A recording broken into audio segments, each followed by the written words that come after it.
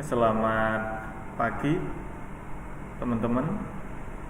Selamat berjumpa kembali ya hari ini untuk kuliah virtual kita, mata kuliah metodologi penelitian.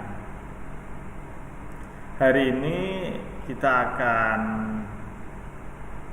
berdiskusi, akan mencoba melihat teknik atau cara sistematika penulisan penelitian skripsi. Nah, sebelum materi ini kita diskusikan, harapan saya teman-teman masih kompak, tetap semangat, jangan lupa jaga kesehatan. Jika nanti ada beberapa kendala yang mungkin dialami oleh teman-teman, bisa menyampaikan keluhannya melalui kolom komentar yang ada pada fasilitas live chat. Nah, untuk hari ini kita akan melanjutkan diskusi kita yang telah lalu. Beberapa konsep, beberapa pengertian tentang riset telah saya sampaikan. Bahkan cara untuk membuat sebuah kerangka teori pun sudah pernah saya sampaikan. Kerangka berpikir juga pernah saya sampaikan. Hari ini kita coba ke teknik penulisannya, yaitu berupa sistematika penulisannya seperti apa. Nah, kita lanjutkan ke slide berikutnya. Tentunya sebelum kita nanti melaksanakan sebuah riset atau penelitian, kita akan disuruh membuat proposal penelitian. Adapun proposal penelitian itu adalah suatu uraian lengkap dan terperinci dari suatu rencana penelitian yang di dalamnya terdapat berbagai keterangan yang dibutuhkan, baik untuk pelaksanaannya, baik untuk keilmuannya, baik untuk tujuan dan manfaatnya, sampai dengan untuk pemahaman teorinya. Ini proposal. Jadi proposal itu rencana riset ke depan kita itu seperti apa. Sedangkan proposal itu mempunyai peranan secara umum, ya, nanti dibagi menjadi dua. Proposal itu berperan sebagai keterangan bagi semua pihak yang membaca, yang tertarik, ya, tentang apa yang akan dilakukan, baik itu institusi maupun sponsor. Jadi nanti misalkan saya mempunyai proposal, saya ajukan ke institusi, katakanlah teman-teman mempunyai proposal riset untuk apa? Untuk skripsi, tentunya diajukan untuk ke institusi melalui program studi, ya.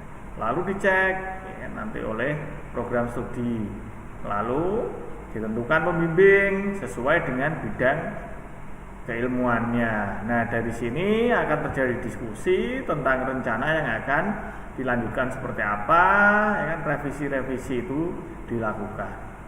Kalau untuk sponsor kita ajukan misalkan ke perusahaan XYZ untuk mendapatkan sebuah bantuan dana. Nah, itu proposal, rencana rincinya seperti apa.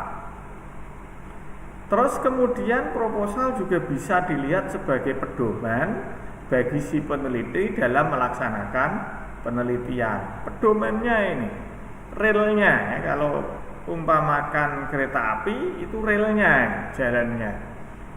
Dengan adanya proposal, jalan itu bisa lurus, tidak menyimpang. Jalan itu bisa teratur. Itu dari dua pengertian konsep tentang proposal. Kegunaannya untuk apa? Nah, sekarang untuk sistematika penulisan proposal sendiri dalam penelitian skripsi itu nanti ada beberapa bab. Yang pertama adalah bab 1 pendahuluan. Nah, dalam pendahuluan ini nanti akan berisi tentang subbab. Yang pertama adalah latar belakang masalah. Nah, latar belakang masalah inilah yang kita singgung, yang kita bahas beberapa minggu yang lalu. Latar belakang masalah harus jelas. Latar belakang masalah harus fokus.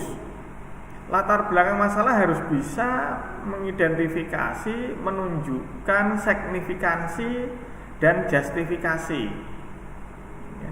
Ini latar belakang. Kemudian rumusan masalah. Permasalahan yang terjadi itu sebetulnya itu apa? Jangan-jangan nanti Anda mengajukan proposal penelitian tidak ada masalah di sana, sehingga tidak akan ditemukan solusi. Nah, ini yang harus dihindari. Terus kemudian subbab berikutnya yaitu tujuan penelitian. Tujuan penelitiannya itu apa? Dilihat dari unsur keilmuan. Jadi tujuan penelitian itu bukan kita melihatnya dari unsur yang lain, tapi adalah unsur keilmuan kita, keahlian kita, manfaat penelitiannya seperti apa. Ini kita melihatnya dari bidang ilmu, bukan dari unsur yang lain.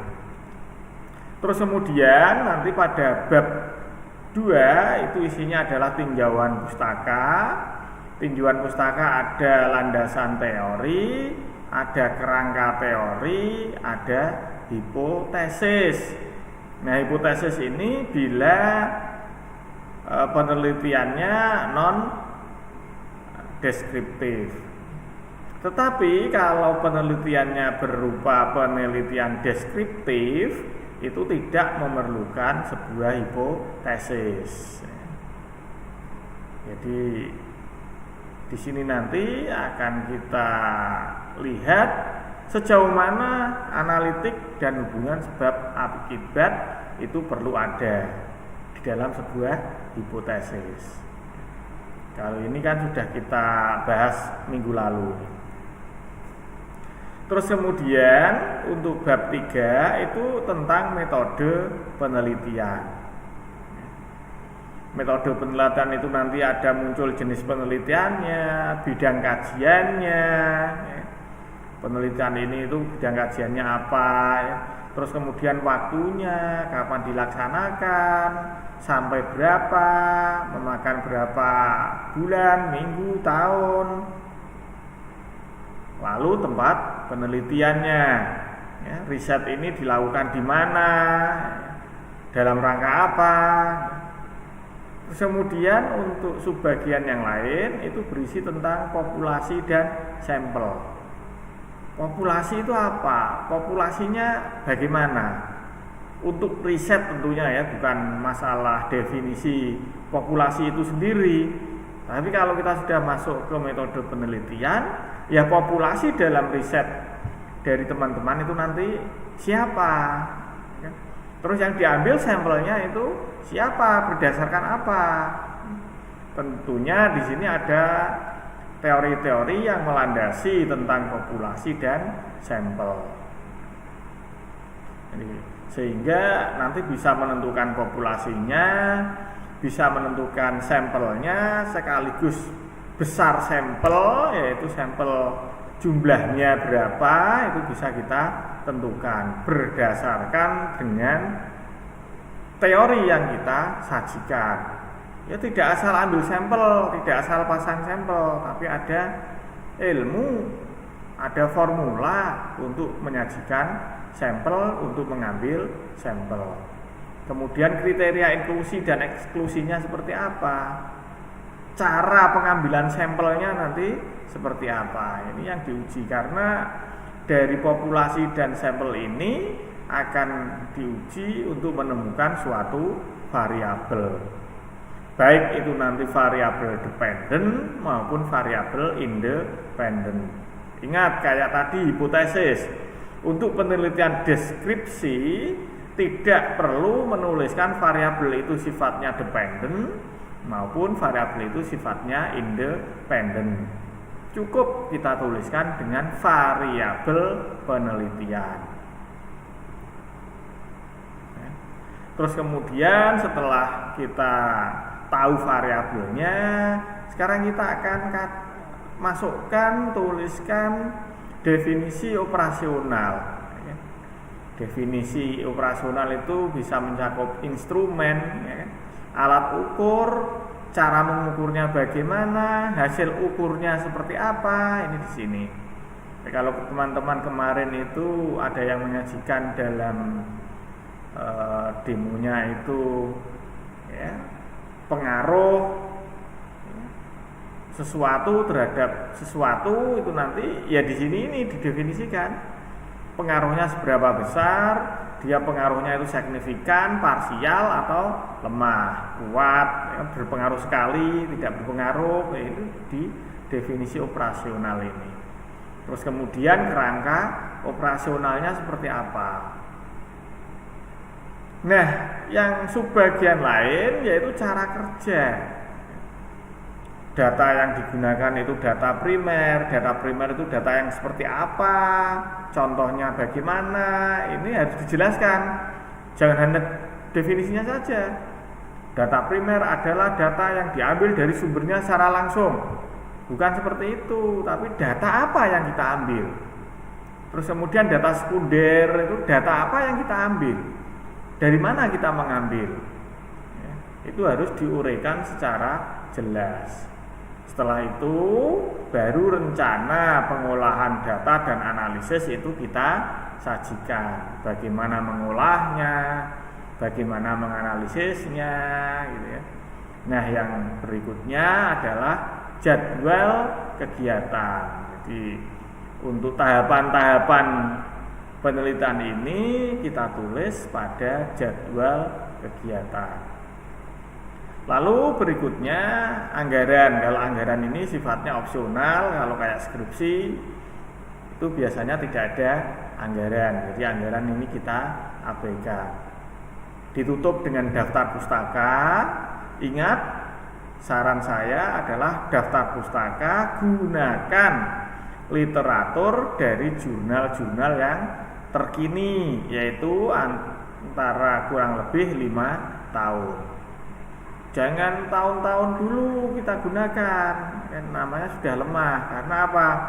Ilmu atau keilmuan itu selalu berkembang, sehingga penelitian itu selalu terus menerus. Makanya akan melahirkan sebuah wacana konsep yang baru. Nah, inilah kebutuhan akan daftar pustaka. Nah, daftar pustaka ini kalau bisa nanti teman-teman itu dikelola ya, daftar pustakanya dengan menggunakan software aplikasi tambahan. Bisa menggunakan EndNote, bisa menggunakan Mendeley ya. Nah, dengan cara menggunakan aplikasi tambahan untuk mengelola daftar pustaka ini, maka ketika nanti kita pasang kutipan-kutipan itu di dalam kerangka teori, di dalam landasan teori, kita tidak akan kesulitan. Terus berikutnya lampiran-lampiran, ya kan, persetujuan dari pengajuan proposal, penunjukan pembimbing, ya kan, izin riset, ini kan dilampirkan semua. Kalau bisa ditambah dengan biodata, ya. Tentunya biodata peneliti, bukan biodata pembimbingnya. Terus kemudian untuk laporan hasil penelitian ini dibuat setelah proposal penelitian itu diseminarkan, setelah proposal penelitian itu disetujui baik oleh dosen pembimbing maupun penguji, ya. Sehingga di dalam proposal itu akan mendapatkan beberapa masukan Dan masukan itu perbaikannya dilakukan saat laporan hasil penelitian. Sehingga laporan hasil penelitian itu harus sesuai dengan proposal yang diajukan yang telah mendapatkan perbaikan setelah melalui tahapan seminar proposal. Pada umumnya untuk penulisan laporan dan penulisan proposal itu tidak jauh berbeda. Cuman yang membedakan kalau proposal itu adalah hal yang akan dilakukan. Saya itu ingin apa toh, yaitu di proposal. Outputnya nanti seperti apa, yang saya kerjakan bagaimana, itu di proposal. Sedangkan untuk laporan itu adalah sesuatu yang telah dilakukan. Proposalnya yang akan dilakukan, laporannya adalah setelah kita melakukan. Sehingga tulisan yang terkandung, yang termuat dalam laporan kita betul-betul telah teruji dan dilaksanakan. Untuk sistematika penulisan laporan itu tidak jauh berbeda dengan yang proposal tadi. Yang pertama itu ada bab pendahuluan. Bab pendahuluan ya isinya tetap latar belakang masalah, rumusan masalah, tujuan penelitian, dan manfaat penelitian. Ini ada kemungkinan ada satu tambahan lagi ya, itu biasanya, tapi untuk di institusi kita 4 ini, kalau kita melihat laporan-laporan yang ada itu ada tambahan keaslian penelitian. Jadi keaslian penelitian itu ada yang ditambahkan di bab 1, ada yang masuk di bab 2, tergantung dari panduannya ikut yang mana. Terus kemudian bab 2 tinjauan pustaka sama dengan tadi, landasan teori, kerangka teori tentunya yang sudah diperbaiki, hipotesis yang sudah disesuaikan selama seminar. Kemudian untuk bab 3-nya juga sama, yaitu metode penelitian, dari jenis penelitiannya di bidang apa, waktu dan tempat penelitiannya di mana, populasi dan sampel, penentuan variabel, ya. Ini ada di bab 3. Definisi operasional dari definisi alat ukur, definisi ukur, cara ukur, hasil ukur, dan lain sebagainya. Kerangka operasionalnya seperti apa, bagian-bagiannya untuk melaksanakan dari definisi operasionalnya ini. Terus cara kerja baik dari pengumpulan data, pengolahan data, dan lain sebagainya. Ini harus disajikan dalam metode penelitian. Nah, dalam penyajian metode penelitian ketika kita membuat laporan tidak boleh salah. Kalau di proposal, oke, salah nggak masalah karena masih ada perbaikan. Tetapi ketika laporan hasil penelitian harus sudah benar-benar clear. Harus benar-benar jelas, tidak boleh ada kesalahan. Lalu untuk bab 4-nya itu adalah hasil dan pembahasan. Hasilnya apa? Nanti kita bahas hasilnya seperti apa. Kalau pembahasan itu adalah untuk menuju hasil tersebut, bagaimana caranya kita bahas secara detail dan rinci. Situ ya. Jika penelitiannya berupa penelitian deskripsi, hasil dan pembahasan bisa dijadikan satu. Tapi kalau penelitiannya non deskripsi itu antara hasil dan pembahasan dipisah. Biasanya itu analisa dan pembahasan ya, bab analisa dan pembahasan, lalu hasil di belakang. Terus kemudian kesimpulan dan saran. Kesimpulan bisa diambil dari apa yang telah kita lakukan, kita menemukan apa, kelebihan dari riset yang kita lakukan itu apa. Terus untuk membenahi semua itu masuknya ke saran. Jadi karena kita sudah tahu hasilnya, kita sudah tahu kekurangannya, otomatis kita akan melakukan perbaikan. Nah, perbaikan-perbaikan itulah yang disebut saran. daftar pustaka seperti tadi, usahakan literasi itu sekitar 5 tahun, diambil dari jurnal-jurnal, artikel-artikel yang ada di jurnal-jurnal ilmiah. Lampiran di sini tentunya lampiran itu bisa hasil atau nota-nota atau tulisan coretan-coretan dari riset-riset kita, dan juga satuan-satuan administrasi yang mungkin diperlukan. Kalau bisa lengkapi dengan biodata ringkas dari si peneliti. Nah, untuk membuat judul, ya, yang pertama buatlah dengan kalimat yang menarik minat pembaca. Usahakan judul itu menarik, tapi clear, ya, jelas, tidak boleh abu-abu, tidak boleh ngambang. Jadi judul itu harus fokus, tapi dibuat yang menarik, ya. Walaupun menarik, tapi harus jelas, lugas dan ringkas. Jangan bertele-tele. Orang dengan membaca judulnya saja itu sudah bisa meraba isi dari hasil penelitian tersebut. Untuk judul, usahakan jangan disingkat-singkat. Usahakan judul jangan menggunakan sebuah singkatan. Nah, dalam judul itu mengandung 2 atau lebih variabel penelitian. Jadi variabelnya ini harus masuk ke sana.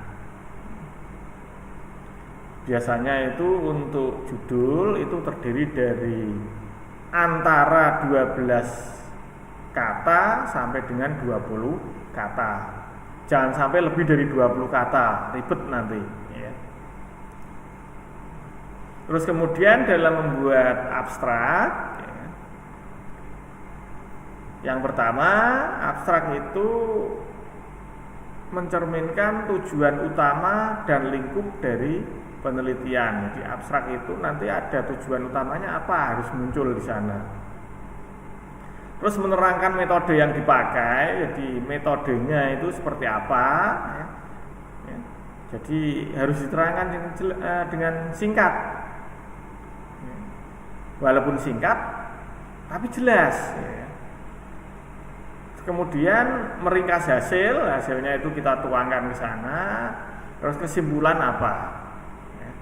Sehingga di abstrak itu dengan orang membaca abstrak itu seakan-akan kita itu membaca mini laporan, jadi atau membaca mini penelitian, sehingga kita tahu judulnya apa, terus kemudian problemnya apa, solusinya apa, riset questionnya apa, terus bagaimana cara menyelesaikannya dengan menggunakan metode apa, hasilnya seperti apa, lalu kesimpulannya apa, bisa tersaji dalam sebuah abstrak yang biasanya tidak lebih dari 500 kata. Ya, biasanya itu abstrak tidak lebih dari 500 kata. Untuk latar belakang itu merupakan uraian secara singkat, jelas dan logis dari suatu kegiatan ilmiah. Jadi kita membuat latar belakang, ya kan? Itu seakan-akan kita itu sudah berkegiatan. Jadi kita susun secara ilmiah, berurutan dari hal yang tadinya bersifat umum, lalu mengerucut ke suatu pembahasan yang bersifat khusus. Terus kemudian di dalam latar belakang tersebut harus memuat alasan teoritik, alasan yang ilmiah, ya. Jadi konseptual seperti teori dalam masalah penelitian, urgensi, relevansi, signifikansi, ya kan, itu harus masuk. Terus kemudian alasan faktualnya itu harus muncul juga. dukungan datanya seperti apa, informasi yang diperoleh itu bagaimana, fenomena yang terjadi itu seperti apa, sehingga nanti solusi yang disampaikan, solusi yang ditawarkan itu betul-betul fix dan clear. Sehingga alasan faktual ini bisa memperkuat adanya suatu kesimpulan bahwa masalah penelitian tersebut sangat fleksibel serta berbobot untuk diteliti, bukan terus asal-asalan ya. Gitu. Nah, yang perlu ditekankan di sini adalah dalam menulis rumusan masalah. Rumusan masalah adalah pernyataan kritis yang diambil dari uraian masalah penelitian sebagaimana tercantum dalam latar belakang. Inti sari dari penelitian itu ada di rumusan masalah. Rumusan masalah itu ruhnya, pondasi dasar dari penelitian itu ada di rumusan masalah. Nanti rumusan masalah ini bisa ditulis menggunakan kalimat pernyataan, juga boleh ditulis dengan menggunakan kalimat pertanyaan. Jadi pernyataan boleh, pertanyaan juga boleh. Nah, tujuan umum dari penelitian itu bermaksud atau dia menggambarkan suatu tujuan akhir penelitian yang dibuat dalam kalimat ringkas tanpa perlu mencantumkan bagaimana mendapatkan dasar teori tersebut. Jadi langsung aja goalnya seperti apa. Kalau tujuan khusus itu uraian ringkas serta jelas tentang apa yang hendak dilakukan secara observable. Jadi sesuatu yang diamati dan sesuatu yang diamati tadi dapat diukur. Ini namanya tujuan khususnya. Itu ada contohnya penelitian tentang pengaruh AC inhibitor pada penderita hipertensi. Tujuan umumnya mengetahui pengaruh AC inhibitor pada penderita hipertensi. Lalu tujuan khususnya itu mengukur kadar serum AC pada kelompok hipertensi. Lalu kita bandingkan ya. Jadi untuk membandingkan dan menganalisis perbedaan kadar serum AC pada kedua kelompok tersebut. Ini tujuan khusus. Jadi ini harus ditulis nanti ya, tujuan itu harus mencerminkan tujuan umum dan tujuan khusus. Dimana seperti yang sudah saya bilang, dalam menuliskan tujuan harus merepresentasikan sebuah keilmuan. Lalu manfaat dari hasil penelitian bisa dilihat secara teoritis atau akademis ya. Ini adalah difungsikan untuk kepentingan ilmu pengetahuan dan teknologi. Atau mungkin kita bisa melihatnya secara praktis ya, sehingga manfaat dari hasil penelitian ini nanti benar-benar dapat dipraktekkan atau diimplementasikan oleh masyarakat ya. Ini manfaat dari penelitian, bisa secara teoritis atau akademis, bisa secara praktis. Ini untuk tinjauan pustakanya ya kan? Untuk tinjauan pustaka itu nanti akan menguraikan hubungan berbagai teori yang melandasi atau menjadi argumen penelitian. Jadi kita mengungkapkan sesuatu itu harus ada alasannya. Nah, alasan itu adalah berupa teori-teori yang kita ambil dari konsep-konsep yang ada pada naskah artikel jurnal yang telah terbit. Kenapa? Karena naskah artikel pada jurnal ilmiah yang telah terbit itu merupakan luaran dari penelitian sebelumnya.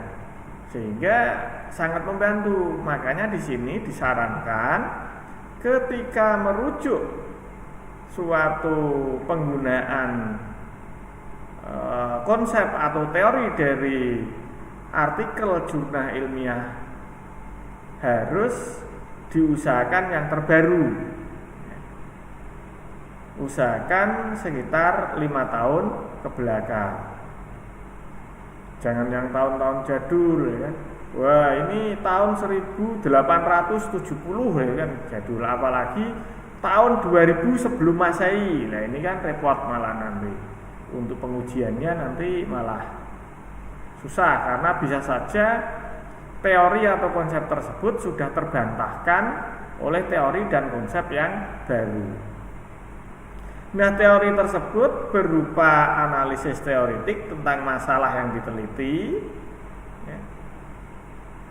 Terus kemudian untuk mendukung permasalahan yang diungkapkan, lalu mendasari penelitian yang dilakukan, lalu tinjauan teori-teori dan tinjauan dari hasil-hasil penelitian yang lain yang berkaitan dengan masalah penelitian yang kita angkat. Kemudian tinjauan pustaka juga menggambarkan cara mengambil teori atau statement dari berbagai sumber kepustakaan dengan mengambil intisarinya saja atau mengutip bagian tertentu. Jangan lupa dalam setiap pengambilan statement atau konsep sertakan referensi berupa sumber kutipan agar apa yang kita sampaikan tidak masuk ke dalam ranah plagiasi. Terus kemudian tinjauan pustaka juga berisi penjelasan tentang variabel-variabel yang diteliti. Misalkan variabelnya itu berupa transaksi keuangan, berarti ya kita harus jelaskan transaksi keuangan itu seperti apa, modelnya bagaimana, ada apa saja di transaksi keuangan, jenis-jenis transaksi keuangan, ya.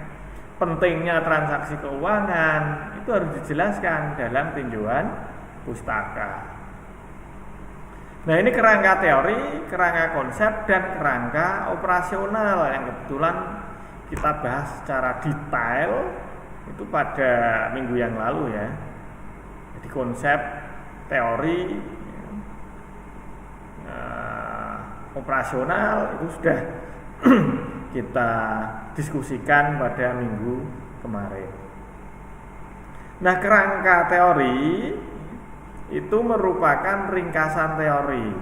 Biasanya dibuat berupa diagram yang menunjukkan pola pikir dari masalah yang diteliti.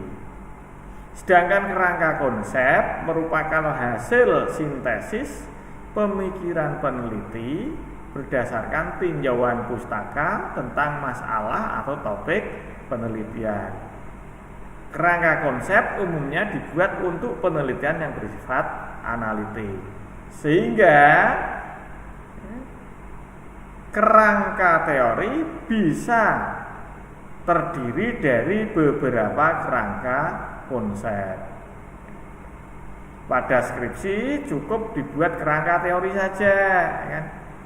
Jika dibuat kerangka konsep, nah ini nanti agak ribet.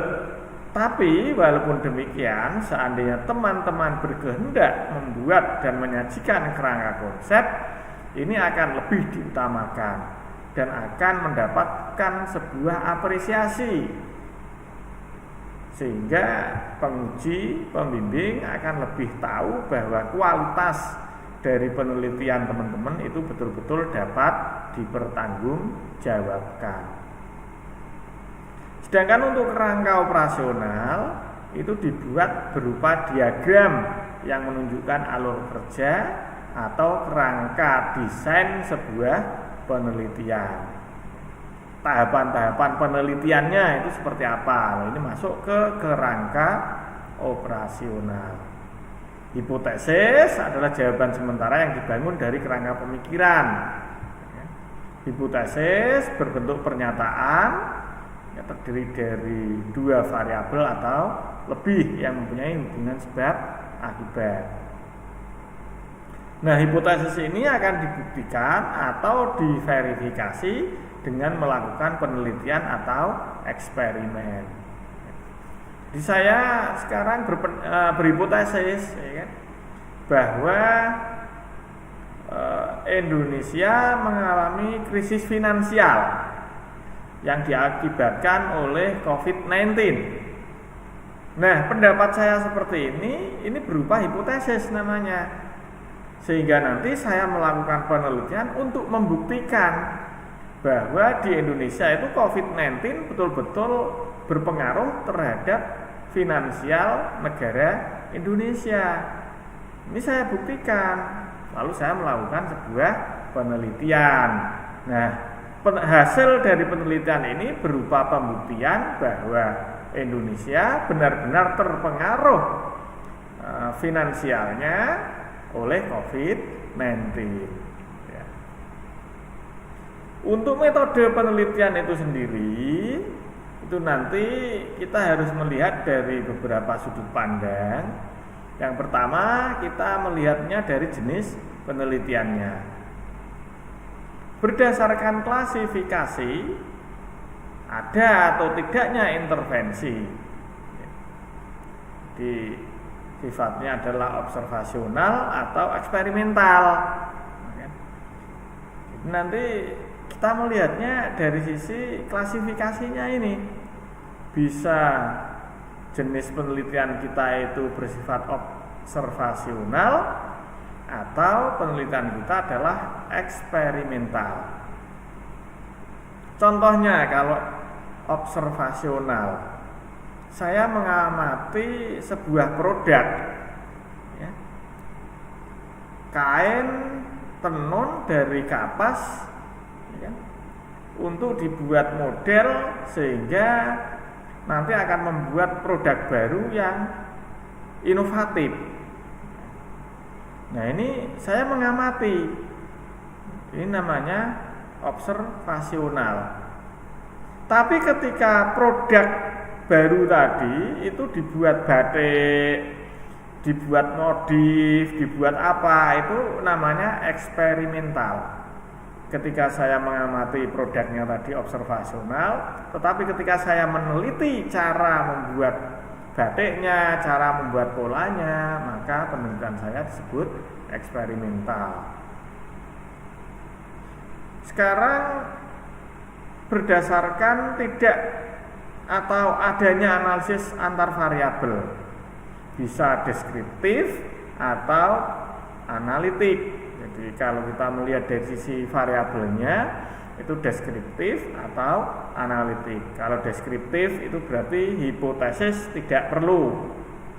Tapi kalau analitik, hipotesis itu diperlukan. Jadi bisa kita lihat dari klasifikasinya, observasional atau eksperimental. Bisa dari analisis antar variabelnya, deskriptif atau analitik. Atau mungkin dari waktunya. Kita melihat dari waktu, baik pengumpulan datanya, baik eksperimennya. Ini nanti bisa kita sebut sebagai cross seksional. Jadi cross seksional atau case control. Jadi kalau kita melihat dari klasifikasi itu observasional atau eksperimental, dari analisis variabel itu adalah deskriptif atau analitik. Kalau dari sisi waktu, data, eksperimen dan lain-lain, kita akan mengenal dua, yaitu cross seksional dan case control. Nah, untuk populasi sendiri, populasi itu apa toh? Populasi adalah setiap subjek, nanti dapat manusia, hewan, ya, data laboratorium dan sebagainya, ya, yang memenuhi karakteristik yang ditentukan, namanya populasi. Oh, saya akan meneliti kutu yang makan beras.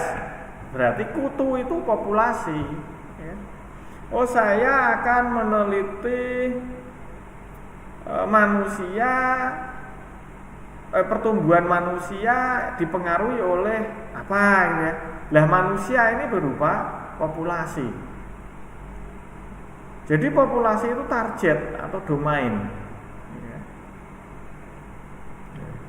Sehingga populasi target itu adalah populasi yang menjadi sasaran akhir dari penerapan hasil penelitian. Itu populasi. Itu ada contoh, ya, misalkan berdasarkan karakteristik klinis, maka dibuat populasi targetnya adalah pasangan usia subur atau pasangan meningitis. Ini populasi. Jadi di luar itu bukan populasi namanya. Ya. Populasi terjangkau ya, adalah bagian dari populasi target yang dapat dijangkau oleh peneliti. Misalkan pasangan usia subur di RSUP Dr. Muhammad Hussein Palembang katakanlah. Namanya populasi. Oh, populasi katakanlah nasabah Bank Jateng di Jogja, di Sleman, khusus Sleman. Nah, ini namanya populasi. Sedangkan subjek atau sampel adalah bagian dari populasi terjangkau yang dipilih dengan cara tertentu. Ini sampel. Sedangkan untuk kriteria inklusi dan eksklusi itu bisa kita lihat bahwa kriteria inklusi adalah karakteristik umum subjek penelitian pada populasi target dan populasi terjangkau. Sehingga nanti dalam kriteria inklusi ini selalu relevan dengan masalah penelitian. Sedangkan untuk kriteria eksklusi itu adalah sebagian subjek yang tidak memenuhi kriteria inklusi. Contoh nih.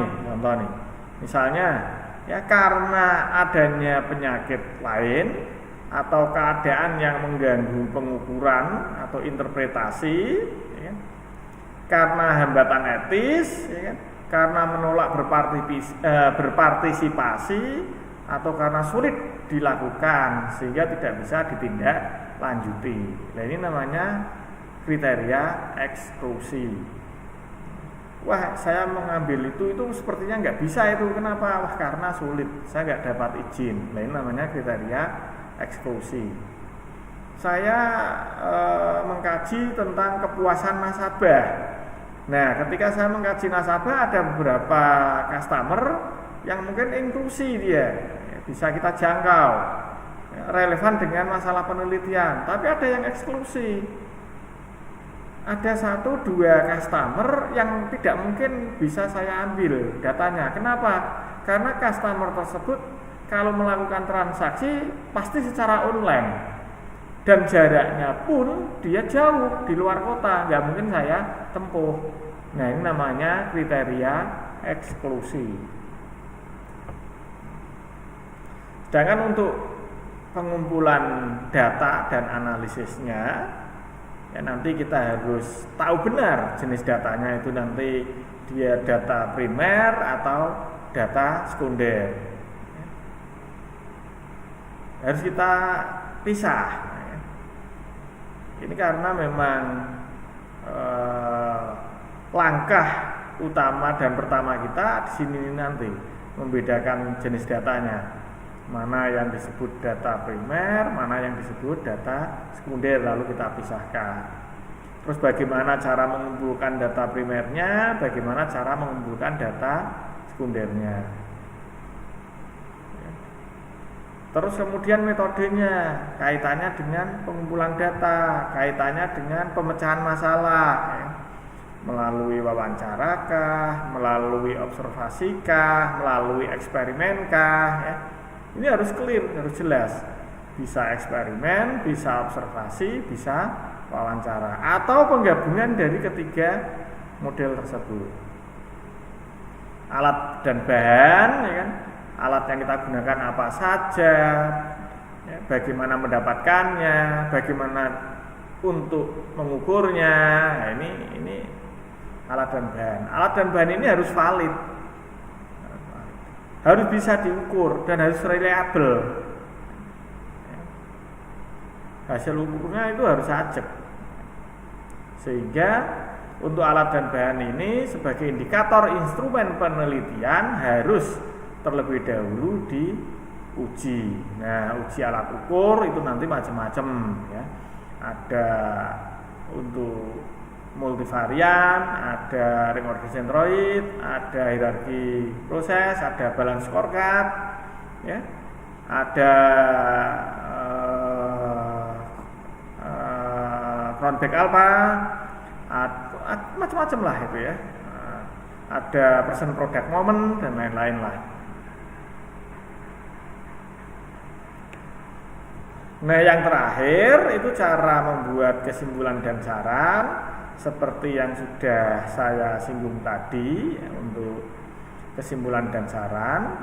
Kesimpulan itu laporan akhir dari suatu kegiatan penelitian yang berisi apa saja yang telah berhasil dikumpulkan dari setiap kegiatan penelitian, terutama dalam menjawab permasalahan penelitian yang timbul. Sehingga dari awal kita harus tahu riset question dalam penelitian kita itu apa, riset questionnya. Pertanyaan terbesar dalam penelitian kita itu apa? Kalau kita sudah bisa riset question, otomatis kesimpulan ini menjawab dari riset question tersebut. Sedangkan untuk saran itu berdasarkan hasil atau kesimpulan yang didapat dari penelitian yang berguna untuk membantu memberikan solusi dari hasil penelitian sebagai suatu kegiatan ilmiah. Jika permasalahan dalam kesimpulan yang belum terjawab, maka untuk dilakukan penelitian lanjutan. Ini ya antara kesimpulan dan saran seperti saya tadi sampaikan di awal-awal. Mungkin hanya ini yang bisa saya sampaikan untuk perkuliahan hari ini, yaitu diskusi kita tentang mata kuliah metodologi penelitian ya, tentang sistematika penulisan penelitian skripsi. Kurang lebihnya sekali lagi saya mohon maaf. Sebelum perkuliahan ini saya akhiri, saya ingatkan sekali lagi untuk presensi, setiap mahasiswa harus melakukan presensi melalui sistem yang sudah ada, yaitu melalui sistem siakat.stekom.ac.id. Silakan nanti teman-teman presensi di siakat.stekom.id. Sekali lagi mohon maaf, terima kasih, selamat pagi.